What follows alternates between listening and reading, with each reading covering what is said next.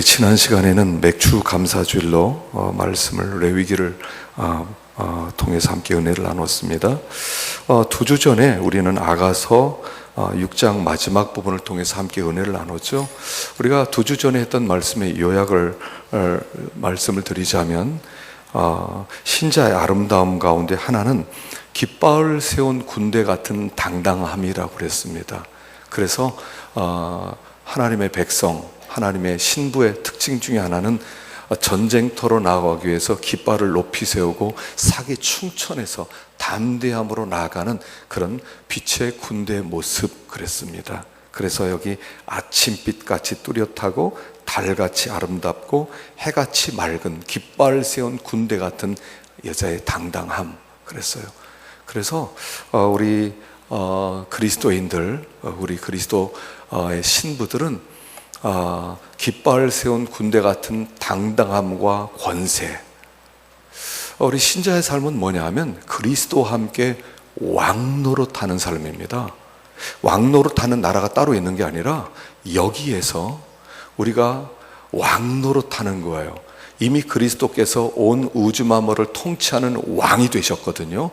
그래서 그리스도와 함께 우리가 동행할 때 이 땅 가운데 선한 영향력을 행사하는 것, 그것을 왕노릇하는 것이다 라고 성경은 표현을 했습니다. 그래서 우리가 왕노릇하기 위해서는 어떻게 해야 되느냐? 우리는 빛의 군대가 되어야 된다 그랬어요.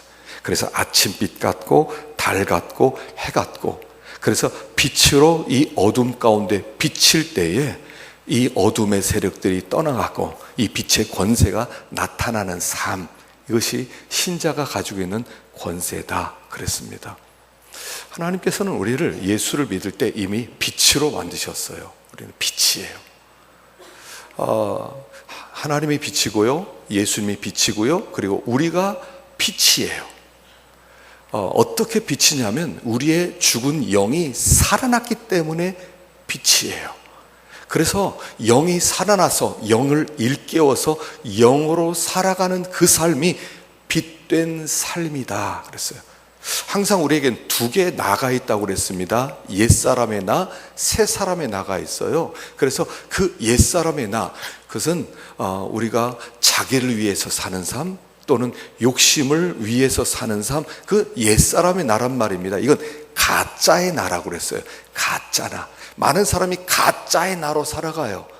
육신을 위해 살아가고, 세상을 위해 살아가고, 세상 영광을 위해 살아가고, 자랑하는 맛에 살아가고, 이건 옛사람의 나, 가짜예요. 이건 가짜 삶이에요. 이건 허무한 삶이에요. 하나님 앞에 없는 삶과 똑같은 어둠의 삶이에요.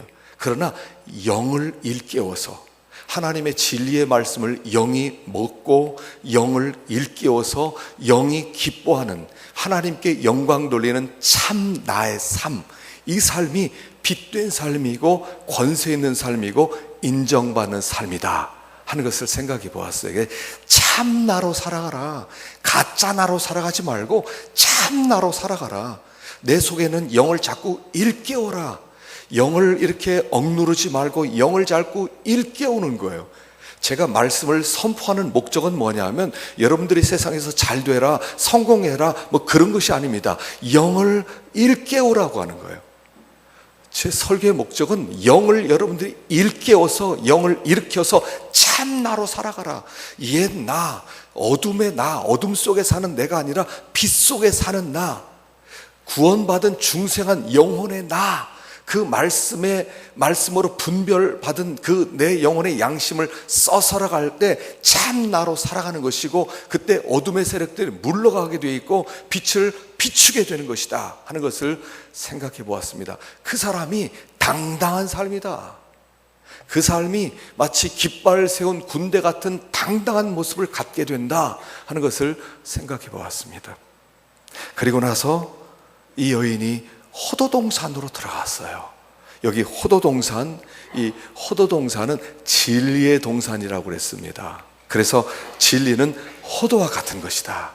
겉은 딱딱하지만 속살을 보면 그 속살은 얼마나 영양분이 많고 우리의 생명에 양분을 공급할 수 있는 그런 아주 유익한 그런 것이 호두이죠. 그래서 진리는 호두 같아요. 그냥 들을 때는 무슨 말인지 잘 모르겠어요. 깨닫지 못하고 들으면 무슨 말인지 모르는 거예요. 그러나 하나님의 말씀을 깨닫기 시작하면 그 말씀을 책임질하는 가운데 나의 말씀이 되게 하고 그 말씀이 내 양식이 될 수 있도록 자꾸 책임질하면서 깨닫게 되면 그때부터 여기에서부터 우리에게 놀라운 복이 임하는데, 이 진리를 깨닫고 또 책임질하고 또 깨닫는 가운데 점점 더 우리가 왕의 수레로 들어갈 수 있다 그랬죠.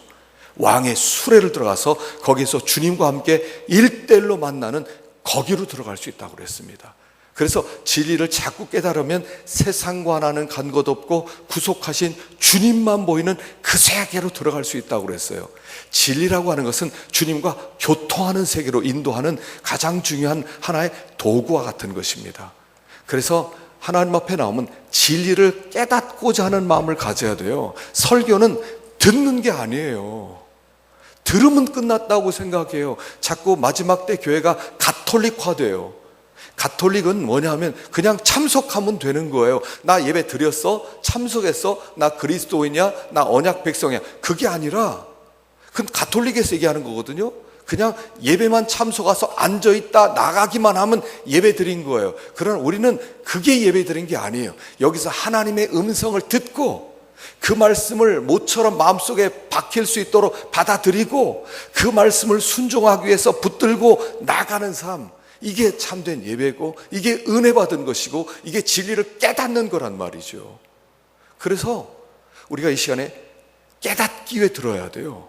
그냥 듣고 다른 생각 여러 가지 할 수 있잖아요. 예배 시간에 여러분 어디든지 갔다 올 수 있지 않습니까?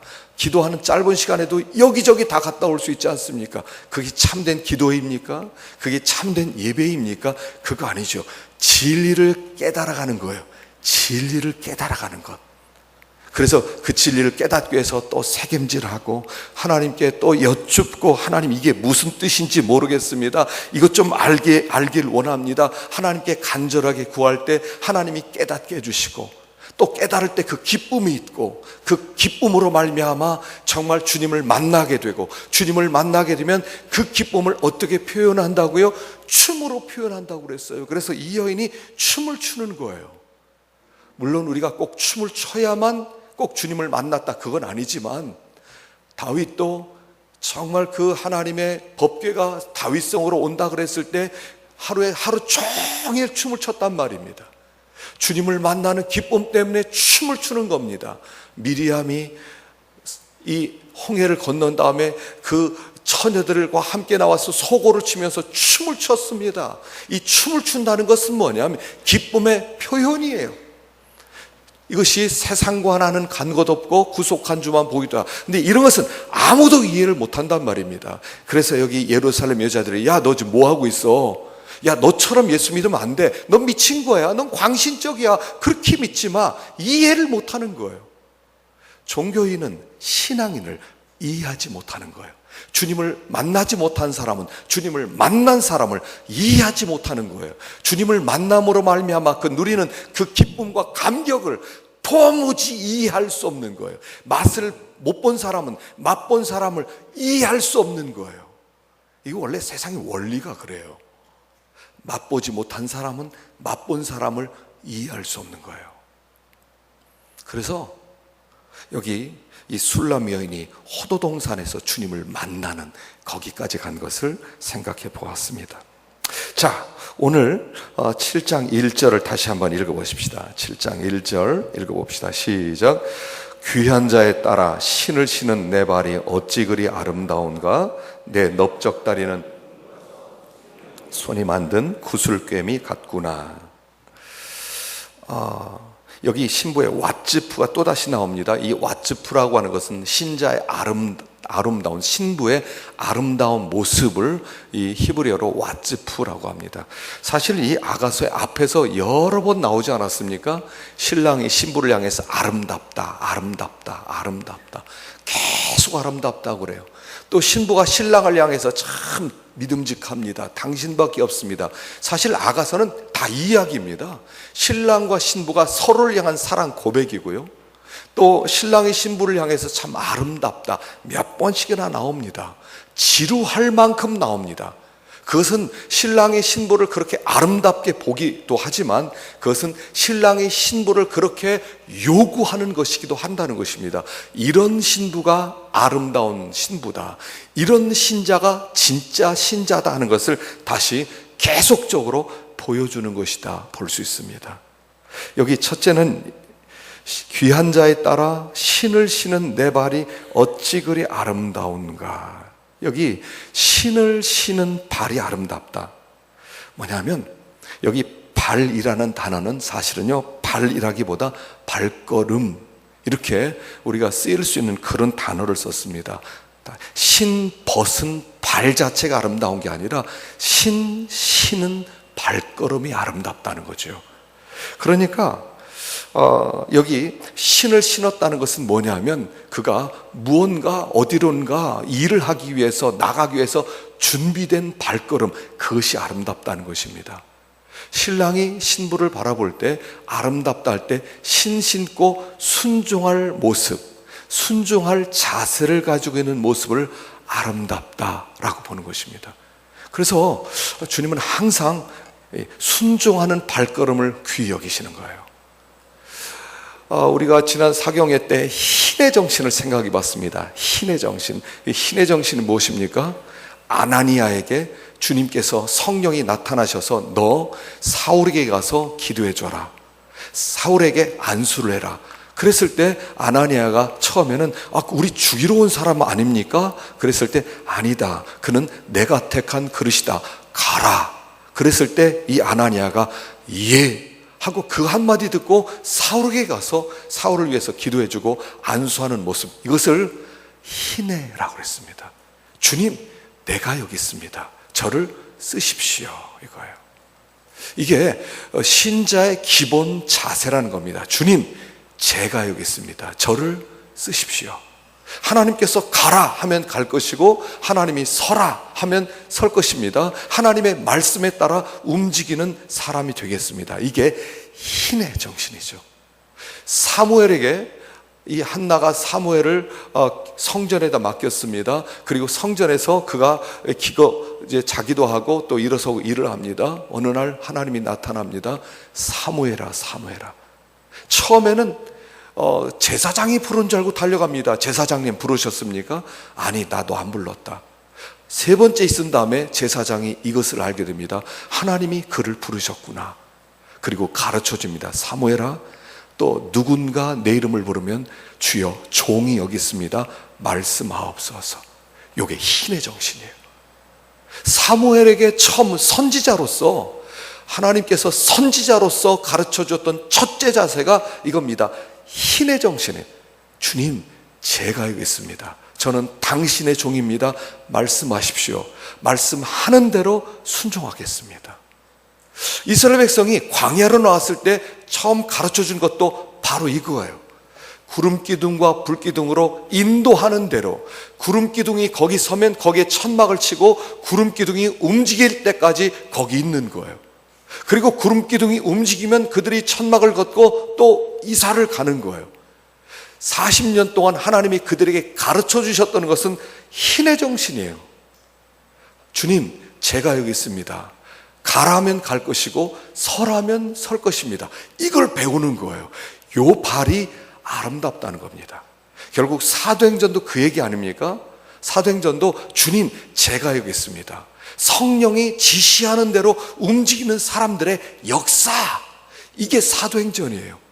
우리가 진정한 사도행전 29장의 역사를 이뤄가려면 이 신혜가 있어야 돼요. 주님, 저는 당신의 종입니다, 말씀하십시오, 순종하겠습니다. 가라 하면 갈 것이고 서라 하면 설 것입니다. 이게 오늘 우리가 품어야 되는 마음이고 이 걸음을 아름답게 보셨다 하는 것입니다. 그래서 항상 신은 발이 되어야 됩니다. 순종할 마음을 가져야 됩니다. 하나님께서 가라 그러면 가는 거예요. 근데 이게 참 어려워요. 가라 할 때 가기가 싫어요. 서라 그럴 때는 어떤 때는 서기가 싫어요. 그래서 사도행전을 써내려가지 못하는 거예요. 항상 자기 역사, 자기 일밖에 없는 거예요. 자기만을 위해 사는 거예요. 그래서 하나님께서 쓰질 않는 거예요. 하나님은 어떤 사람을 쓰시냐면 희내 하는 사람을 쓰는 거예요. 주님, 제가 여기 있습니다. 이런 사람을 쓰는 거예요. 여러분, 삶을 가만히 보세요. 언제 하나님이 나를 무척 바쁘게 쓰셨습니까? 순종할 마음이 있을 때 쓰셨어요. 그러나 어느 순간부터 순종하고자 않으면 삶에 아무 일도 일어나지 않습니다. 너무 재미없어요. 아브라함이 기다려라, 너의 몸에서 후사가 날 것이다. 기다리지 못하고 하갈과 동침을 해서 아이를 낳았습니다. 그리고 13년 동안 하나님은 그에게 나타나질 않습니다. 너는 쓰임 당할 수 없다. 나는 너를 쓰고 싶었는데 너는 네 마음대로 했다. 네 마음대로 해봐라. 13년 동안 무의미한 13년이 흐르게 됩니다. 그리고 99세에 나타나는 거예요.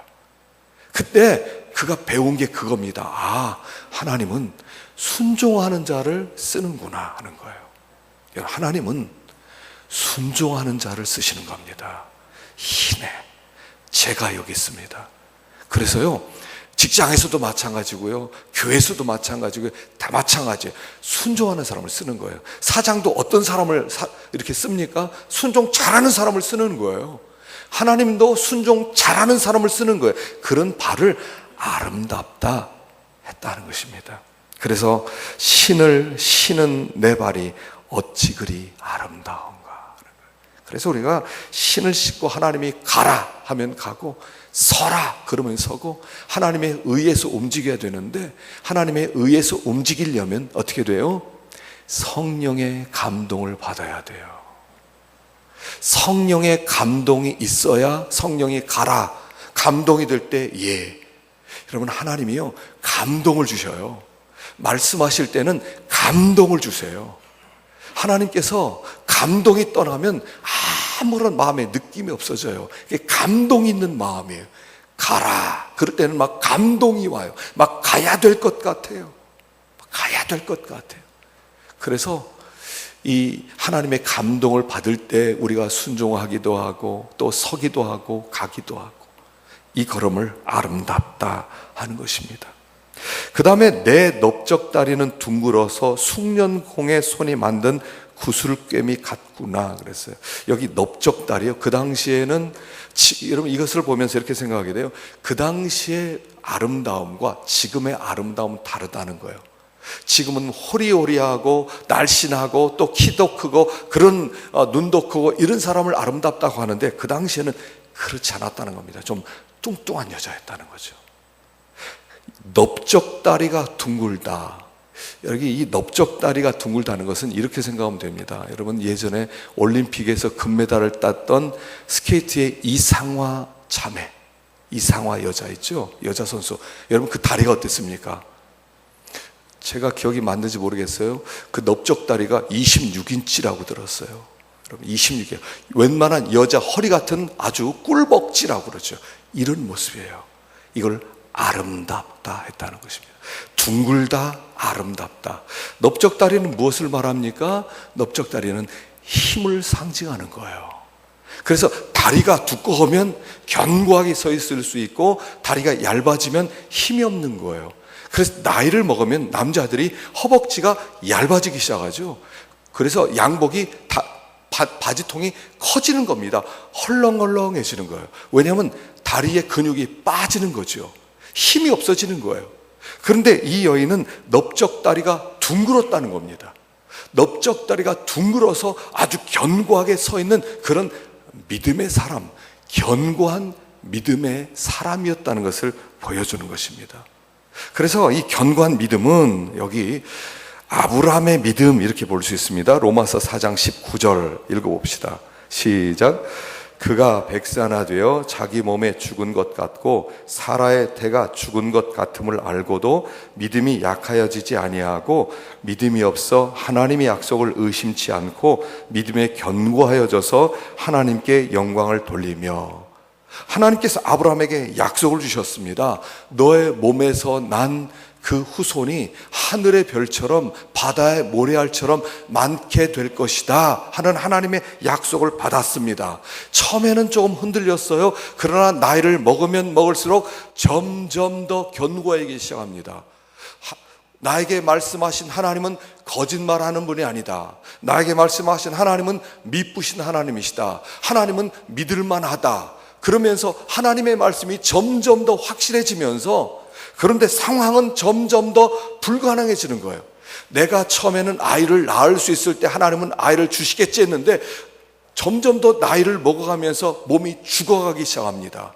99세 되니까 몸이 완전히 죽었습니다. 살아도 몸이 완전히 죽었습니다. 그럼에도 불구하고 하나님을 신뢰하는 거예요. 하나님의 말씀을 신뢰하는 거예요. 그래서 흔들리지 않는 거예요. 100세 되었습니다. 자기 아내는 90살입니다. 더 이상 월경을 하지 않습니다. 아이를 낳을 수 없게 되었습니다. 그런데 하나님을 계속 붙드니까 견고하더라는 겁니다. 우리 하나님은 신실하시다. 우리 하나님은 확실하시다. 우리 하나님은 성취하신다. 하나님의 말씀하는 것은 성취하시는 하나님이지, 하나님이 힘이 없어서 성취 못하는 게 없다, 이것을 끝까지 붙들었단 말입니다. 그러니까 믿음이 견고하더라는 거예요. 하나님을 신뢰하고 그의 약속을 신뢰하는 자는 흔들리지 않아요. 우리가 우리의 상황을 자꾸 봅니다. 내가 능력이 있어야 하나님도 능력이 있고, 내가 뭔가를 할 수 있어야 하나님도 할 수 있다라고 생각하기 때문에 안 되는 겁니다. 못 믿는 거예요. 하나님 못 믿겠습니다. 지금 내가 상황이 이럽니다. 하나님을 의지하고 또 하나님의 말씀을 의지하는 것보다 나를 믿는 신앙이 더 강한 거예요. 내가 할 수 있으면 하나님도 할 수 있고, 내가 못하면 하나님도 못한다 라고 생각하니까 항상 흔들려요. 하나님, 저는 못하는데요, 저는 힘이 없는데요, 저는 능력이 없는데요. 하나님은 항상 뭐라고 하세요?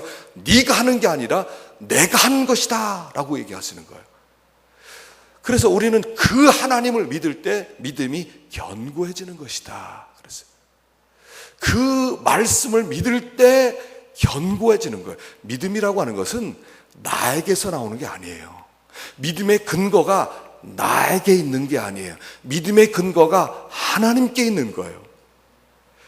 자, 어느 날 그 모압 사람과 또 암몬 사람과 마온 사람이 3대 연합군을 만들어서 여호사밧을 치러 왔습니다. 유다를 치러 왔습니다. 유다를 치러 왔는데 여호사밧이 하나님께 기도합니다. 하나님, 두렵습니다. 저 원수들이 쳐들어왔습니다. 어떻게 하면 좋습니까? 그랬더니 하나님이 대답을 하십니다. 이 싸움은 너에게 속한 것이 아니라 내 싸움이다. 너는 싸울 것도 없다. 내가 이 싸움에서 너희와 함께해서 승리를 주겠다라고 말씀하십니다. 자, 여기 역대하 20장 17절 보십시다. 역대하 20장 17절 시작. 이 전쟁에는 너희가 싸울 것이 없나니 대열을 이루고 서서 너희와 함께한 여호와가 구원하는 것을 보라. 유다와 예루살렘아, 너희는 두려워하지 말며 놀라지 말고 내일 그들을 맞서 나가라. 여호와가 너희와 함께하리라 하셨느니라. 이에 백성들이 일찍 일어나서 드고와 들로 나가니라. 나갈 때 여호사밧이 서서 가로되 유다와 예루살렘 거민들아, 내 말을 들을지어다. 너희는 너희 하나님 여호와를 신뢰하라. 그리하면 견고히 서리라. 그 선지자를 신뢰하라. 그리하면 형통하리라 하고, 백성과 더불어 의논하고 노래하는 자들을 택하여 거룩한 예복을 입히고 군대 앞에서 행진하며 여호와를 찬송하여 이르기를 여호와께 감사하세. 그의 인자심이 영원하도다 하게 하였더니. 자, 지금 저 적군이 쳐들어옵니다. 메뚜기 떼처럼 수많은 군사가 3대 연합군을 이끌어서 여호사밧을 치기 위해서 오기 시작합니다. 그랬을 때 하나님이 걱정하지 마라. 이 싸움은 네가 싸울 것도 없다. 내가 싸울 거다. 너는 내일 그냥 나가기만 해라. 그러는 겁니다. 그랬더니 여호사밧이 어떻게 하냐면 그 말씀을 그대로 믿는 거예요. 아, 우리 하나님은 믿을만하지. 하나님이 말씀한 거라면 확실해. 우리는 싸울 것도 없어. 우리는 무기를 들고 나갈 것도 없어. 그냥 우리는 성가대를 조직해서 나가기만 하면 돼. 그렇게 했단 말입니다. 우리가 우리도 이러면은 이럴 수 있다라고 생각하지만 사실은 정말 적군이 저렇게 예를 들어서 저 북한에서 그냥 물 밀듯 놀 때 너희들 싸울 것 없다, 찬송 부르고 있어라, 그러면 이게 두렵지 않겠습니까? 그런데 여호사밧은 그걸 믿었다는 거예요. 하나님의 말씀을 믿었고 하나님을 믿었어요. 그러니까 그들이 의논했습니다. 자, 하나님이 그러는데 우리 싸울 것도 없다고 한다. 내일 우리는 분명히 승리할 거라고 한다. 지금 적군에 어떤 문제가 일어난 것도 아니고 저사들이 살기 등등해서 지금 저들이 병거를 가지고 말을 타고 지금 우리를 쳐들어오려고 한다. 근데 하나님이 우리한테 이 승리를 주신다고 한다. 우리 어떡하냐? 야, 그러면 하나님이 승리 주신다고 했으면 승리한 거 아니냐? 하나님이 승리 주신다고 그랬으니까 승리를 얻은 것과 같지 않냐? 그렇다면 우리 하나님께 찬송을 불러야 되지 않겠느냐? 그리고 나서 찬양대를 조직했다는 것입니다. 찬양대를 무기로 나갔다는 얘기를 하는 게 아니에요. 지금 어떤 분은 이것을 하나님은 찬양의 능력을 통해서 그들을 이기셨다, 그런 얘기가 아니에요. 찬양의 능력으로 이겼다는 게 아니에요. 여호사밧은 지금 어떻게 했어요? 하나님이 승리 주신다는 것을 믿고 이미 승리를 축하하고 나가는 거예요. 지금 승리를 축하하고 나가는 거예요. 우리 하나님이 우리에게 승리를 주셨도다 이러면서 나가는 거예요. 전쟁은 벌어지지도 않았어요. 그런데 찬양대 조직하더니 마치 승리한 사람처럼 하나님을 높여라, 하나님을 찬양해라, 하나님께서 우리에게 승리 주셨다, 그리고 미래 승리를 오늘 누리고 있다는 얘기예요. 지금 이게 믿음의 견고함을 얘기하는 거예요. 우리가 믿음의 견고함을 가지고 있으면 하나님은 신실하십니다. 하나님의 말씀은 신실하십니다. 여기에 여호와를 신뢰하라, 그리하면 견고히 서리라, 선지자를 신뢰하라, 그리하면 형통하리라. 이게 뭐겠습니까? 여호와 하나님을 신뢰하고 선지자를 신뢰하라는 것은 그의 말씀을 신뢰하라는 얘기죠. 하나님을 신뢰하고 그의 말씀을 신뢰해라. 그의 말씀은 그 자체가 성취다, 이렇게 얘기하는 거예요. 여러분, 하나님의 말씀하시면 그 말씀이 될지 안 될지 모른다, 그렇게 했습니까? 이미 하나님이 말씀하셨다면 이미 성취된 것과 마찬가지 아니냐는 거죠.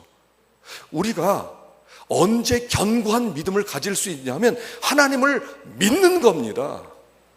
하나님, 그분은 미쁘신 분이고 그분은 한 번도 약속을 버리신 적이 없고 하나님은 신실하시기 때문에 믿을 만하다는 겁니다. 이 세상에 믿을 만한 사람은 없습니다. 그러나 하나님은 믿을 만합니다. 그리고 그의 하신 말씀도 믿을 만한 것입니다. 그 사람이 견고한 믿음을 갖는 거예요.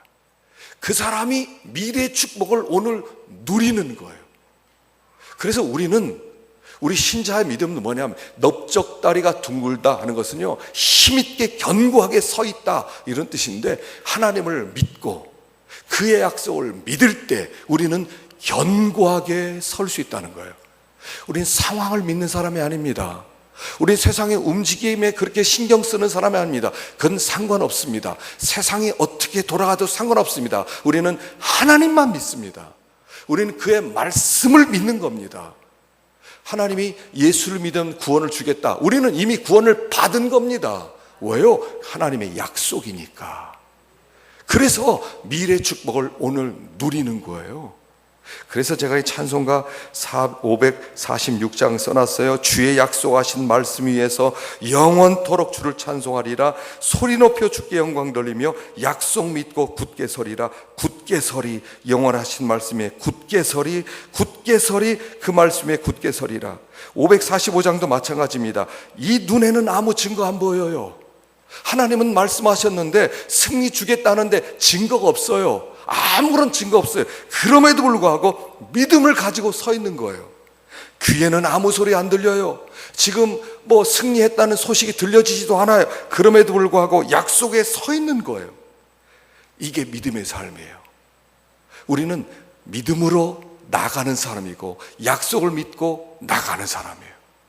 자, 이거 한번 좀 불러보십시다. 이 눈에 아무 증거 아니 배어도, 이 눈에 아무 증거 아니 배어도 믿음만을 가지고서 늘 걸으며 이 귀에 아무 소리 아니 들려도 하나님의 약속 위에 서리라. 걸어가세 믿음 위에 서서 나가세 나가세 의심 버리고 걸어가세 믿음 위에 서서 눈과 귀에 아무 증거 없어도. 우리는 증거를 보고 믿는 사람이 아니라는 거예요. 증거가 없어요. 귀에 어떤 소리도 안 들려요. 눈에 어떤 사건도 일어나지 않아요. 그러나 하나님이 말씀하셨기 때문에 믿는 거예요. 하나님이 말씀하시면 되는 거예요. 그게 견고한 믿음을 갖게 되는 근거라는 거예요. 우리의 믿음은 밖에 있는 게 아니에요. 상황에 있는 게 아니에요. 어떤 증거에 있는 게 아니에요. 말씀을 붙들면 되는 거예요. 말씀이 된다 하면 되는 것이고, 말씀이 안 된다 하면 안 된다는 거예요. 그게 우리 믿음의 근거라는 거예요. 그래서 그 하나님을 믿고 그의 말씀을 믿기만 하면 흔들리지 않아요. 누가 뭐라고 해도 너 그거 안 돼. 절대로 그렇게 될 리가 없어. 300명의 군사로 13만 5천 명의 미디안 군대를 쳐서 가는데 이게 생각이 됩니까? 야, 300명으로 13만 5천 명과 어떻게 싸움이 되느냐? 그런데 하나님은 된다는 거예요. 가라는 거예요. 다윗이 골리앗을 향할 때 사람 형제들 뭐라 합니까? 야, 너는 게임이 안 돼. 그는 용사야. 그는 키가 3m야. 너는 소년이야. 너는 양 떼신 목자. 너는 싸움이 안 돼 하더라도 믿는 거예요. 하나님을 믿는 거예요. 그의 말씀을 믿는 거예요. 그랬더니 어떻게 돼요? 승리를 미리 맛보는 거예요. 신앙생활은 항상 이겁니다. 미리 맛보는 거예요. 신앙생활, 복이라고 하는 것은 미리 맛보는 거예요. 하나님이 복 주리라. 그러면 그 복을 미리 누리는 거예요. 김치국물 먼저 마신다. 우리는 김치국물 먼저 마시는 사람들이에요. 하나님 떡 주겠다. 그럼 우리는 김치국물 먹고 기다리는 사람이에요. 야, 하나님이 주실지 안 주실지 어떻게 알아? 하나님이 주신다 그러면 주는 거지. 준다 그러면 주는 거지. 뭐 그렇게 말이 많아요? 뭐 그렇게 의심이 많은 거예요? 하나님이 주신다 그러면 주시는 거고, 하나님이 된다 그러면 되는 거지. 될지 안 될지 가봐야 합니다. 이런 게 어디 있습니까? 그래서 믿음의 견고함이란 하나님을 믿고 그의 약속을 믿을 때 우리에게 오는 거예요. 흔들리지 않아요. 여러분, 이 세상은 흔들립니다. 이 세상의 특징은 요동하는 겁니다. 이 세상은 자꾸 이렇게 저렇게 흔들려요. 그러니까 우리가 거기에 따라 흔들려요. 근데 진짜 참 성도는 안 흔들려요. 하나님이 된다 그러면 되는 겁니다. 상황이 안 되는 것처럼 보이더라도 하나님이 된다 그러면 되는 겁니다. 하나님이 구원한다 그러면 구원하는 겁니다. 그것을 믿을 때 견고한 믿음을 가질 수 있다. 이 시대는요, 우리가 견고한 믿음을 가져야 되는 때입니다. 다 흔들리기 때문에, 의심이 너무나 많기 때문에 견고한 믿음을 가져라 하는 것입니다. 자, 2절을 보십시다. 2절 뒤에 읽어보겠습니다. 시작. 배꼽은 섞은 포도주를 잔같고 허리는 백합화라 부른 밀단 같구나. 자, 배꼽이에요. 배꼽은 몸의 가운데 있습니다. 이 배꼽이 섞은 포도주를 가득히 부은 둥근 잔 같고, 그 당시에는요, 배꼽이 큰 사람이 미인이었답니다. 여러분, 배꼽이 큰 사람 손 들어 보실래요? 지금하고 다르게 옛날에 배꼽을 좀 내놓고 좀 다녔던 것 같죠? 그래서 배꼽 와서 배꼽이 좀 큰 사람은 조금 이렇게 자랑하면서 나 배꼽 크다 이러고 다녔을 거예요. 자, 여기에 이런 뜻이에요. 얼마나 컸어요? 이 배꼽이 섞은 포도주를 가득히 부은 둥근 잔만큼 컸다는 거예요. 그 배꼽에다가 포도주를 여기다가 넣을 만큼 이렇게 컸다는 것인데, 자, 이것은 뭐냐 하면 마음 중심이 하나님의 은혜로 충만한 사람이었다는 거예요. 잠언서 9장 1절을 보십시다. 여기 섞은 포도주가 나와요. 읽어봅시다. 시작. 지혜가 그의 집을 짓고 7 기둥을 다듬고 짐승을 잡으며 포도주를 혼합하여 상을 갖추고 자기의 여종을 보내어 성중 높은 곳에서 불러 이르기를 어리석은 자는 이리로 돌이키라. 또 지혜 없는 자의 이르기를 너는 와서 내 식물을 먹으며 내 혼합한 포도주를 마시고 어리석음을 버리고 생명을 얻어라. 명철의 길을 행하라 하느니라. 지혜가 집 짓고 나서 사람들을 초대하고 있습니다. 지혜 없는 자는 와서 식물 먹어라. 혼합한 포도주를 마셔라. 그리고 어리석음 버리고 생명력 있고 능력 있고 명철한 길을 걸어가라 라고 말씀을 하고 있다는 것입니다. 여기서 혼합한 포도주, 이 섞은 포도주는 뭐냐면 지혜가 제공하는 하나님의 은혜를 얘기하는 거예요. 히브리서 13장 9절을 보십시다. 히브리서 13장 9절 시작. 여러 가지 다른 교훈에 끌리지 말라. 마음은 은혜로서 굳게 함이 아름답고. 여기 여러 가지 다른 교훈에 끌리지 말라는 것은 여러 가지 다른 여러 가지 지식에 끌리지 말고 은혜로 굳게 하라 하는 거예요. 자, 여기 이 여인의 아름다움은 어디에 있었냐면 하나님의 은혜로 충만한 마음에 있었다는 거예요.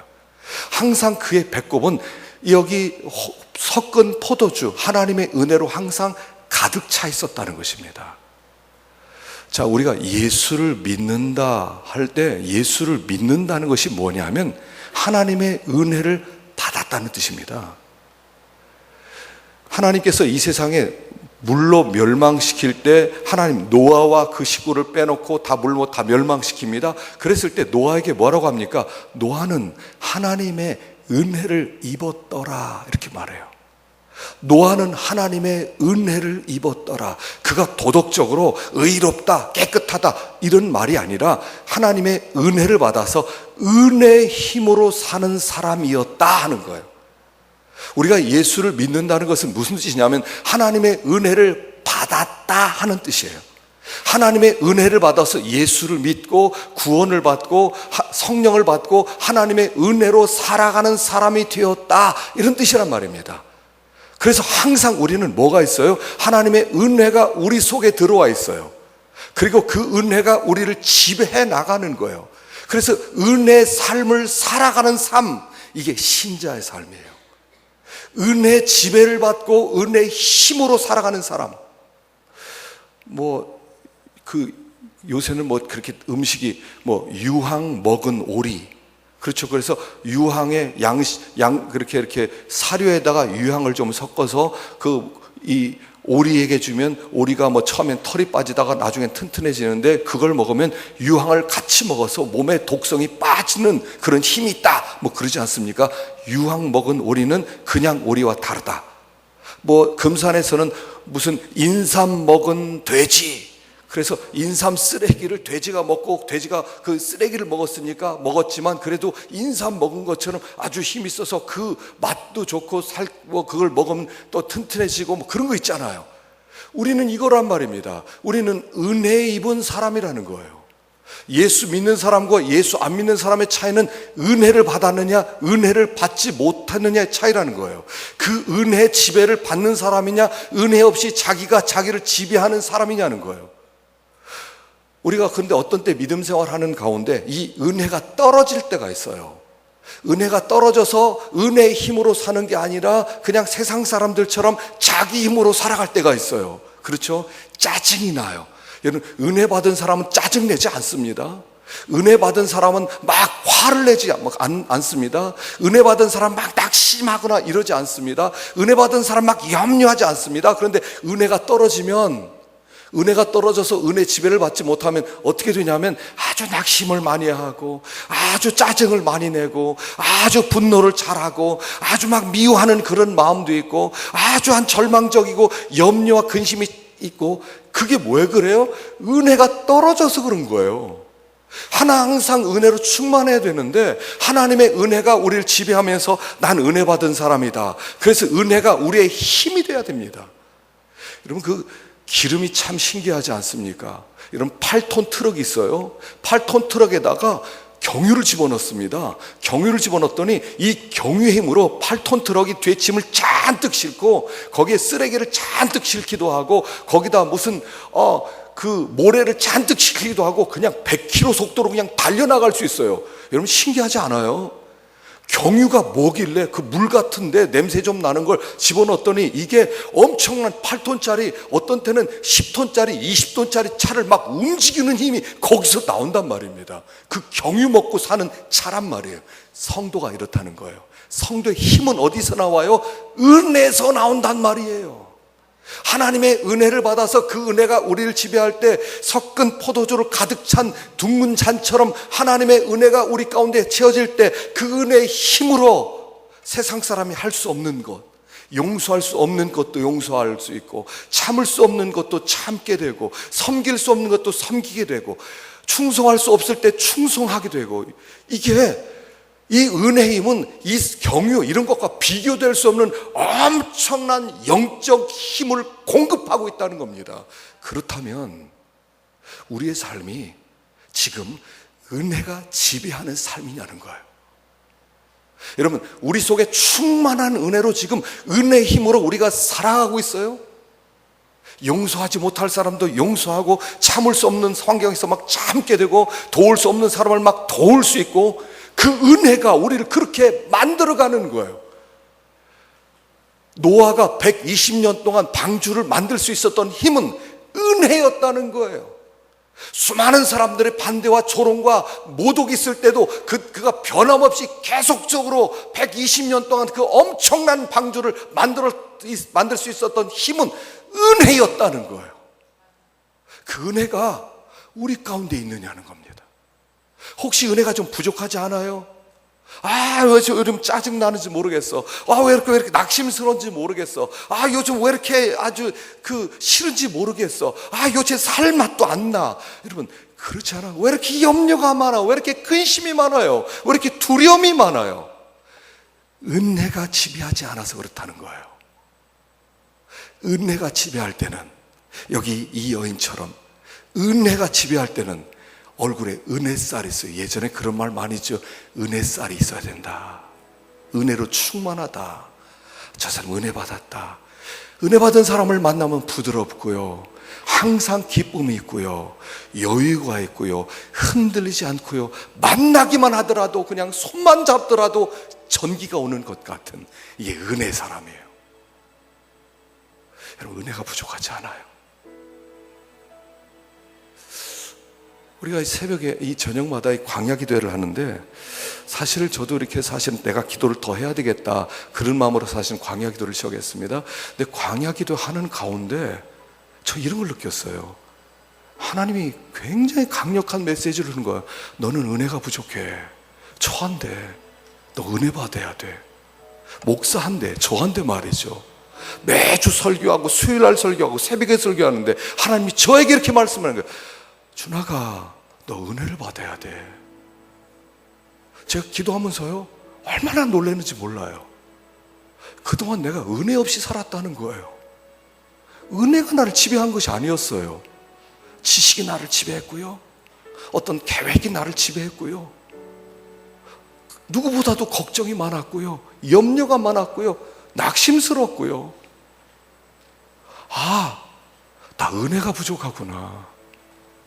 하나님께서 기도하는 가운데 계속적으로 너 은혜 받아야 돼. 처음에요 기도하는데 무슨 말인지 모르겠더라고요. 은혜가 부족해요? 나 기도에 이렇게 인도하는데 하나님 너 은혜가 부족해. 너 은혜 받아야 돼. 언제부턴가 은혜가 너를 지배하지 않아. 너는 은혜의 힘으로 살지 않았어. 저희 하나님 계속 가르쳐 주시더라고요. 내가 은혜가 부족했더라고요. 은혜가 나를 지배할 때 그 은혜의 힘으로 모든 걸 다 할 수 있어요.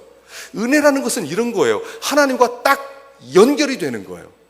뱃속에 있는 어린아이가 엄마와 탯줄로 딱 연결되어서 엄마의 영양분이 아이에게 다 들어가는 거예요. 내게 능력 주시는 자 안에서 내가 모든 것을 할 수 있느니라. 이게 은혜의 힘을 얘기하는 거예요. 하나님이 우리와 연결되어서 하나님이 우리에게 부어주시는 은혜로 그 힘으로 내가 모든 것을 할 수 있느니라. 이게 가능한 얘기입니까? 내게 능력 주시는 자 안에서 내가 모든 것을 할 수 있는 이에요. 그래서 하나님께 은혜를 구하기 시작했어요. 하나님, 저 은혜 받아야 돼요. 나 더 이상 이렇게 살 수 없어요. 하나님, 저 은혜 주세요.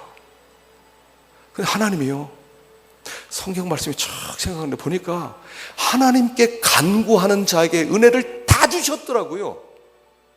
하나님, 저 좀 불쌍히 여겨주십시오 라고 하는 심령들에게 하나님의 은혜를 다 부어주셨더라고요. 소경 바디메오가 주여 불쌍히 여기소서, 사람들이 시끄럽다, 더 크게 주여 불쌍히 여기소서. 무엇을 원하느냐? 포기를 원합니다. 내 믿음대로 되라. 하다못해 12년 동안 혈루증 앓던 여인이 주님 뒤에 와서 주님의 옷가에 손만 대더라도 나을 수 있을 것 같아. 사람들이 그렇게 많은데 주님의 옷가에, 은혜 옷자락에 손을 댔더니 그 능력이 쫙 임하는 거예요. 순식간에 깨끗해지는 거예요. 주님이 돌아보면서 누가 내게 손을 댔느냐 그러잖아요. 와, 우리 하나님은 구하는 자에게 다 주셨더라고요. 누구든지. 삭개오가 여리고에 들어가는데 세리장이에요, 부자예요. 내가 주님 얼굴 좀 한번 봐야 되겠다. 나무 꼭대기 올라가니까 내려와라 삭개오야, 내가 오늘 너의 집에 유하여야 되겠다. 들어오세요. 우리 주님은 은혜를 갈구하는 갈급함으로 나온 모든 자에게 만나주시고 치료해주시고 고쳐주시고 도와주시더라고요. 여러분, 한때 이 은혜로 살았던 적이 있지요. 언제부턴가 은혜 필요 없이 내 힘으로 살아가요. 내 힘으로 살아가려고 그래요. 내가 그냥 내 힘으로 살아가는 거예요. 직장도 내 힘으로 직장 다니고, 예수를 믿는 것도 내 힘으로, 다 내 힘으로, 내 힘으로 하려고 그래요. 가정도 내 힘으로. 여러분, 내 힘이 뭐 얼마나 힘이 돼요? 여러분, 내 힘으로 하면 곧 쓰러집니다. 내 힘으로 하면 끝나는 겁니다. 그래서 우리가 하나님께 나오는 거, 주님, 저 좀 불쌍히 여겨주십시오. 불쌍히 여겨주십시오. 여러분, 제가 여기에서 찬송 하나 또 써놨어요. 263장. 이 세상 험하고 나 비록 약하나 늘 기도 힘쓰면 큰 권능 얻겠네. 자, 늘 기도 힘쓰면 큰 권능을 얻는데 이 무슨 권능이겠어요? 이게 은혜 권능이라는 거예요. 은혜 권능이에요. 이 세상 얼마나 험악합니까? 거기에 우리의 힘은 어떻습니까? 이 태평양 바다 가운데 만일 우리가 거기에서 고무 튜브 하나 가지고 있다면 우리의 힘이 얼마나 되겠습니까? 이 세상은 이렇게 험한데 우리는 너무 약하다는 것입니다. 그런데 늘 기도에 힘쓰면 하나님이 은혜의 권능을 주겠다는 거예요. 오늘 우리 시대를 살아가면서 정말로 필요한 게 있다면 은혜라는 거예요. 그리고 그 은혜 충만한 성도가 얼마나 아름답냐 하는 것을 말씀하는 겁니다. 어떻게 예수 믿는 게 잘 믿는 거예요? 어떻게 예수 믿는 게 잘 믿는 거예요? 은혜로 넘친 얼굴이 돼야 돼요. 은혜로 가득 찬 마음이 돼야 돼요. 그래 원망이 없어져요. 불평이 없어져요. 그러나 우리 하나님은 구하는 자에게 주시는 거예요. 그래서 이 마지막 시대를 살아가는 우리들입니다. 힘이 약하다고 느껴지십니까? 지쳤어. 난 지쳤어. 난 이제 끝장이야. 나 힘이 없어. 그런 마음이 있습니까? 은혜가 떨어져서 그래. 그 원인이에요. 그럼 방법이 있어요. 주님, 저 은혜가 떨어졌어요. 하나님, 제 힘으로 너무너무 살기가 힘들어요. 저 좀 도와주세요. 저 좀 도와주세요. 하나님께 나오면 다시 연결시켜주세요. 그래, 진작에 나오지.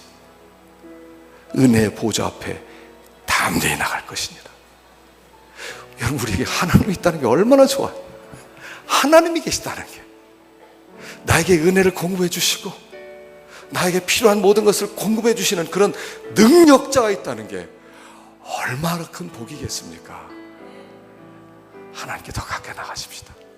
하나님의 은혜를 누리는 우리가 되기를 축원합니다. 자, 우리 한번 기도하십시다.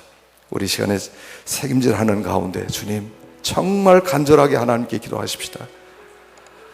주님, 순종하는 자리에 설 수 있게 하시고 하나님을 믿고 그의 약속을 믿는 견고한 믿음의 소유자가 되게 하시고 무엇보다 은혜를 베풀어 주옵소서. 만나 주십시오. 이대로 살 수 없습니다. 죽을 것 같습니다. 너무 지쳤습니다. 너무 피곤합니다. 주님, 불쌍히 여겨 주옵소서. 우리 시간에 간절하게 함께 기도하십시다.